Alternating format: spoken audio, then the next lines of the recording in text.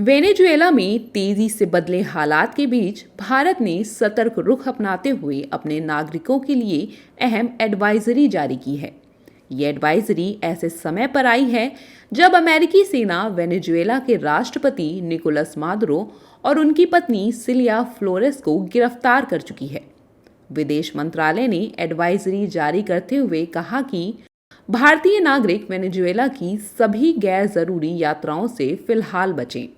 इसके साथ ही वहां पहले से मौजूद भारतीयों को विशेष सतर्कता बरतने, अपनी गतिविधियों को सीमित रखने और कराकस स्थित भारतीय दूतावास के साथ लगातार संपर्क में रहें। इस एडवाइजरी के बाद भारत में नेताओं की भी प्रतिक्रियाएं आ रही हैं। फिलहाल मिनिस्ट्री ऑफ एक्सटर्नल अफेयर्स ने एक एडवाइजरी भेजा है कि जो इंडियन सिटीजन्स हैं उनको कैसे सुरक्षित रखना।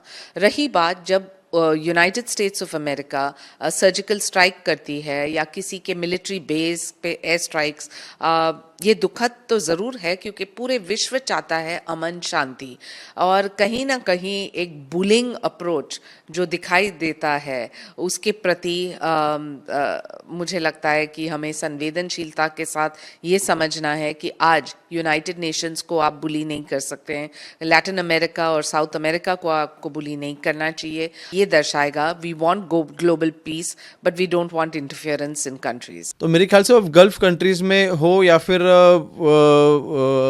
ईस्टर्न कंट्रीज हो या फिर वेस्टर्न कंट्रीज हो, अगर आप देखें तो भारत का इम्पैक्ट ज़रूर पिछले 10 सालों में ये बढ़ा है और भारत का इम्पोर्टेंस से बढ़ा है।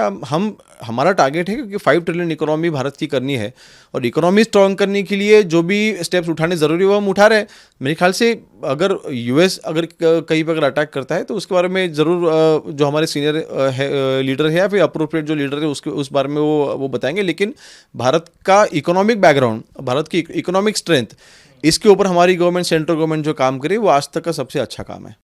वहीं विपक्ष इसे ट्रंप की दादागिरी बता रहा है और अमेरिका के इस कदम को गलत बता रहा है। ये तो एक साक्षात दादागिरी है। अपने देश की व्यवस्था कैसे करनी है, क्या चलना है, उस देश के लोग, वेनेजुएला के लोग उसका निर्णय करेंगे। आप एक राष्ट्रपति को जो है उठा करके अपने वहां ले जाते हैं, तो ये तो बड़ा चिंताजनक मामला। बहुत सारा मामला में जो यूएसए अभी इंटरफेयर कर रहा है, जिस प्रकार से यूएसए का वक्तव्य निकल रहा है वो पूरा वर्ल्ड के लिए ठीक नहीं है, इतना कहना चाहूँगा। भारत के लिए भी आपने देखा होगा पिछले समय कितना बार उन्होंने किस किस प्रकार का वर्ड निकाला, तो ये सब वर्ड ठीक नहीं है। मुझे लगता है कि चाहे वो रूस हो या चाइना हो या कोई भी ईरान हो, कोई भी डेवलप कंट्री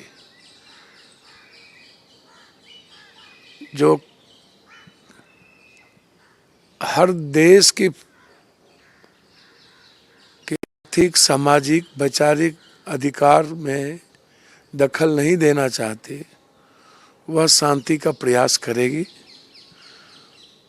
और यदि ट्रंप की सनकी चढ़ी रही तो विश्व युद्ध की ओर कदम बढ़ न जाए। दरअसल अमेरिकी डेल्टा फोर्स ने शनिवार को रातों रात वेनेजुएला की राजधानी काराकस में राष्ट्रपति पैलेस पर छापा मारा, जहां वेनेजुएला के राष्ट्रपति मादुरो और उनकी पत्नी को अमेरिकी सैनिक पकड़कर हेलीकॉप्टर से अमेरिकी युद्धपोत पर ले गए, जहां से उन्हें न्यूयॉर्क ले जाया गया है। ये पूरी कार्रवाई ऑपरेशन एब्सोल्यूट रिजॉल्व के तहत की गई।